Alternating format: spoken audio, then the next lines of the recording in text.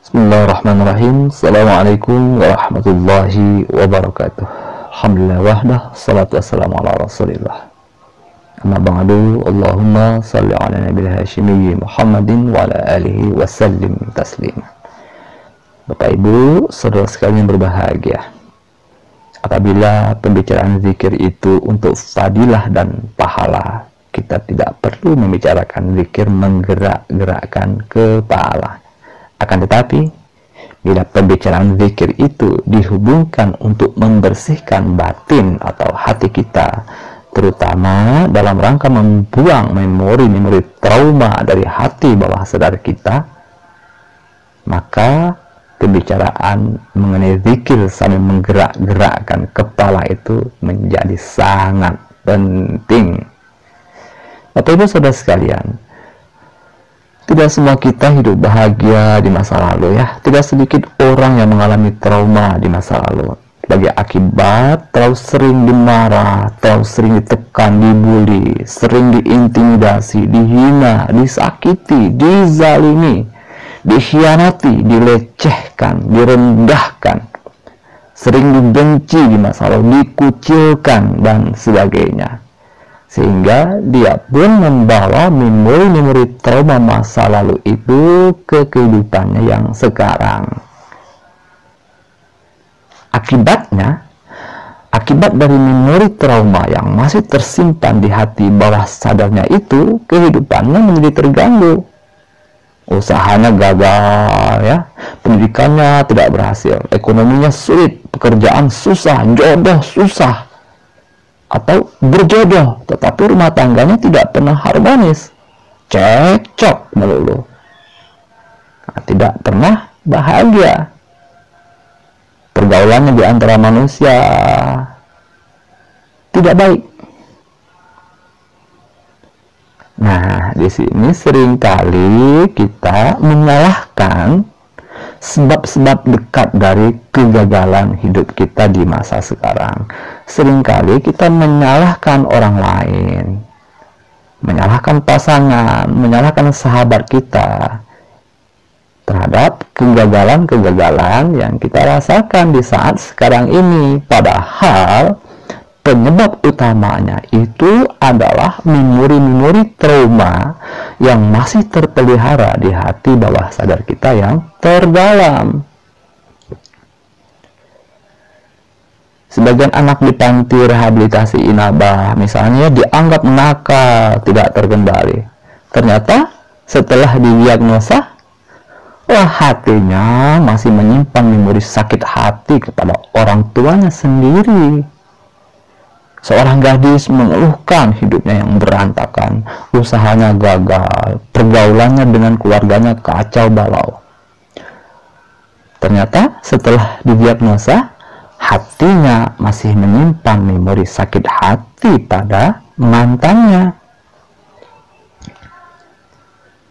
Ada juga seorang gadis lebih menyukai lelaki yang seusia dengan ayahnya ketimbang teman sebaya. Ternyata setelah didiagnosa, gadis ini mengalami broken home di masa lalu, sehingga dia tidak mendapatkan cinta dan kasih sayang dari ayahnya sendiri. Dia pun trauma dan menyimpan memori traumatis ini di dalam hati bawah sadarnya. Dia pun dikendalikan oleh memori trauma ini, sehingga di kehidupan yang sekarang dia lebih menyukai orang-orang yang seusia dengan ayahnya sendiri. Jadi Bapak Ibu sekalian, kebanyakan kita tidak menyadari hal ini, bahwa memori-memori trauma itulah yang telah menyebabkan kita tidak bahagia, usaha melulu gagal, rumah tangga tidak harmonis, susah jodoh, susah kerja, dan serba susah lainnya. Di mana semua itu sebetulnya disebabkan oleh memori-memori trauma tadi itu yang masih tersimpan di hati bawah sadarnya yang terdalam. Lalu kemudian tentu saja kita tidak ingin terus-menerus dikendalikan oleh memori trauma itu. Kebanyakan orang mungkin datang ke lembaga-lembaga hipnoterapi di era sekarang ini ya, dalam rangka untuk membuang memori trauma itu. Bahkan yang lebih menyedihkan adalah mereka yang sudah belajar zikir pun masih mengandalkan hipnoterapi untuk merilis memori trauma itu. Nah, ini sangat menyedihkan. Padahal sejak 1500 tahun yang lalu, baginda Nabi Muhammad SAW telah merekomendasikan bahwa untuk membersihkan batin dari berbagai memori negatif, termasuk di dalamnya memori-memori trauma itu adalah zikir kepada Allah.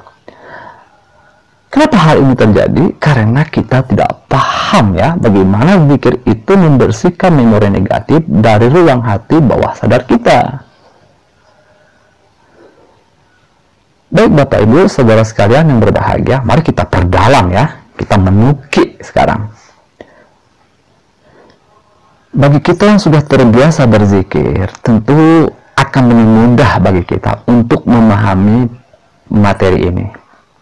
Jadi Bapak Ibu sekalian, coba kita berzikir dengan memejamkan mata ya. Nah, mengenai faidah memejamkan mata ketika berzikir ini, silahkan lihat video saya sebelumnya. Nah, saya sudah jelaskan itu. Jadi coba kita berzikir agak lama dan memejamkan mata ya. Berzikirlah kita agak lama ya. La ilaha illallah, la ilaha illallah, la ilaha illallah, la ilaha illallah, la ilaha illallah, la ilaha illallah. Apa yang kita rasakan? Bila kita masih menyimpan memori trauma, memori sakit hati, maka memori trauma itu atau memori sakit hati itu akan muncul sendiri di langit pikiran kita. Teruslah kita berzikir. La ilaha illallah, la ilaha illallah, la ilaha illallah, la ilaha illallah. Terus yang lama. Apa yang kita rasakan setelah itu? Wah, sampah-sampah emosi, memori-memori luka batin akan terus-menerus bermunculan dan berhamburan begitu saja di langit pikiran kita. La ilaha illallah, la ilaha illallah, la ilaha illallah, la ilaha illallah, la ilaha illallah. Semakin lama kita berzikir, kotoran-kotoran batin atau memori-memori negatif dari hati bawah sadar kita itu ya Bapak Ibu sekalian akan semakin banyak bermunculan di langit pikiran kita. Semakin lama kita berzikir akan semakin banyak sampah-sampah batin yang keluar dari batin bawah sadar kita. Nah, bila kita berzikir dengan agak lama, itu kita akan bisa merasakan sendiri ya. Apa yang kita rasakan setelah itu? Apa yang kita rasakan di badan kita? Wah, kita merasakan kesakitan psikosomatik di badan kita ya. Wah, pundak pegal-pegal, kaki kesemutan, kepala pusing, pandangan gelap, dan beban-beban psikosomatik lainnya yang dirasakan oleh badan kita. Bapak Ibu saudara sekalian paham ya yang saya maksud psikosomatik itu? Jadi psiko itu batin, soma itu badan. Psikosomatik maksudnya adalah keadaan batin yang mempengaruhi badan. Keadaan batin gelisah, maka badan pun ikut merasakan kegelisahan itu. Bila ketika kita berzikir, kita merasakan psikosomatik yang parah di badan, maka keadaan ini disebabkan oleh hati kita yang masih menyimpan memori-memori kegelisahan, memori-memori trauma, memori-memori sakit hati, atau memori-memori kemarahan, dan memori-memori negatif lainnya. Karena memori-memori negatif itulah kita merasakan psikosomatik yang berat di badan. Oleh karena itu, Bapak Ibu Saudara sekalian, kita yang masih menyimpan memori trauma, kita tidak akan sanggup berzikir yang lama ya. Karena akan sangat menggelisahkan dan sangat memberatkan badan kita. Wah, badan itu jadi nggak karu-karuan ya kalau kita zikir yang lama itu. Badan kita sangat gelisah. Bila kita tetap memaksakan diri untuk berzikir yang lama dengan memejamkan mata itu, wah, rasanya kita tidak sanggup ya. Nah, kenapa kita merasakan kegelisahan yang parah di badan? Hal ini disebabkan oleh ego bawah sadar kita yang belum begitu rela untuk membuang memori trauma itu. Jadi, satu sisi, zikir bekerja untuk membersihkan memori trauma itu ya, litbaspi ya, nah, zikir itu ya. Namun di sisi lain, ego bawah sadar kita belum begitu rela untuk membuangnya, untuk merilis memori trauma itu. Jadi di sini ada pertempuran antara zikir dan ego kita sendiri. Maka pertempuran inilah yang menyebabkan kita mengalami psikosomatik yang parah di badan kita. Maka disinilah baru bisa kita mengerti ya, baru bisa kita pahami signifikansi dari zikir sambil menggerak-gerakkan kepala itu, yaitu dalam rangka untuk mengurangi beban-beban psikosomatik yang kita rasakan di badan. Jadi zikir dengan menggerak-gerakkan kepala dalam rangka untuk meringankan beban-beban psikosomatik di badan. Dan terkadang gerakan zikir di kepala ini juga diikuti dengan gerakan seluruh badan. Badan tegal-tegal, kurangi ketegalan itu dengan gerakan kepala dan badan. Kaki kesemutan, kurangi kesemutan itu dengan gerakan-gerakan zikir di kepala dan badan. Badan kita gelisah, kurangi kegelisahan itu dengan gerakan-gerakan zikir di kepala dan badan kita. Dengan kata lain, melalui gerakan-gerakan zikir di kepala dan badan itu, beban-beban psikosomatik di badan kita itu menjadi tidak begitu terasa.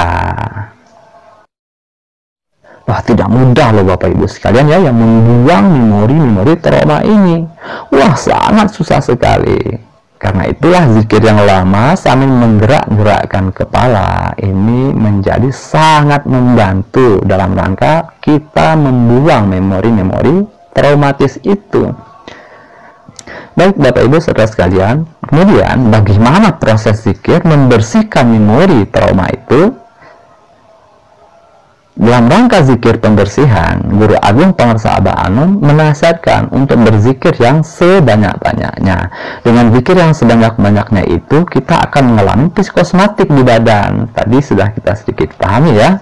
Kita kurangi beban-beban psikosomatik itu dengan gerakan-gerakan zikir di kepala dan badan. Psikosomatik itu kita rasakan sebetulnya akibat dari kerja ego bawah sadar kita. Dengan berzikir yang lama, maka ego bawah sadar kita pun akan semakin takluk, akan semakin tertekan. Otomatis, beban-beban psikosomatik pun akan semakin berkurang karenanya. Dan akhirnya kita akan sampai pada suatu keadaan yang pasrah dan tidak berdaya. Jadi keadaan pasrah dan tidak berdaya itu suatu keadaan yang pasti kita peroleh ketika ego bawah sadar kita semakin lemah dan tidak berdaya. Setelah proses ini, tidak lama lagi kita akan disampaikan pada suatu pengalaman zikir yang disebut dengan tangisan katarsis. Tangisan seperti anak kecil.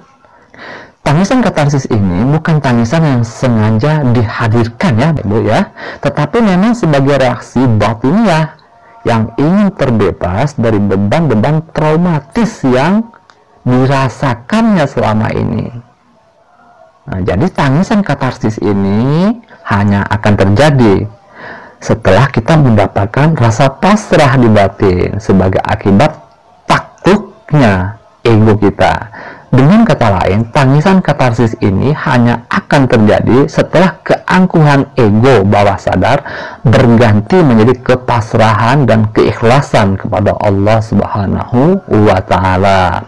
Dengan tangisan katarsis itu pertanda kita telah berhasil membuang memori trauma itu dari ruang bawah sadar kita. Dengan terbuangnya memori trauma itu, maka kehidupan kita pun akan semakin senang dan bahagia. Baik Bapak Ibu sekalian yang berbahagia, itu saja yang dapat kita pelajari pada kesempatan kali ini. Allahumma salli ala nabil hashimi Muhammadin wa ala alihi wa sallim tasliman. Allahumma shalli wa sallim wa barik alaihi. Wassalamualaikum warahmatullahi wabarakatuh.